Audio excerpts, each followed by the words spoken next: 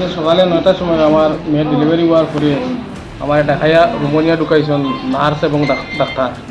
দোকানের পরে আমার কইছেন টাকা 3000 দেবো। আমার টাকা কিতা লাগি দিতাম, টাকা তো দেওয়ার কথা না। যে না, আপনার মেয়ের খুব কষ্ট হয়েছে, আমরা বহুত মানে কষ্ট করিয়া জো করছি, আমার টাকা 3000 লাগবে। তখন আমি টাকা 1500 দিয়েছিলাম খুশি হিসাবে, চা খাই মানছি নি, 3000 টাকা তারা লাগেও। আমি বাড়িয়ে গেছি গিয়া বাদে আমার ও মানে মেয়ের যে মার কাছ থেকে টাকা মনে করে তারা 25 চলে গেছে। আপনার নামটা কিটা? সুনামিয়া আপনার বাড়ি কই? দোলাই মেলে পাট পাই। জন্ম কয়টার সময় হয়েছে? 9টার সময়। আচ্ছা, ডাক্তার খেয়ে আসলা? ডাক্তারে কিটা আপনার টাকা ডিমান্ড দিছিলা নি? টাকা দেওয়ার লাগে? ডাক্তারে কইছেন না, নার্সে কইছেন আমরা মানে কষ্ট হইছে। নার্সের নাম কিটা? নার্সের নাম জানেন নি?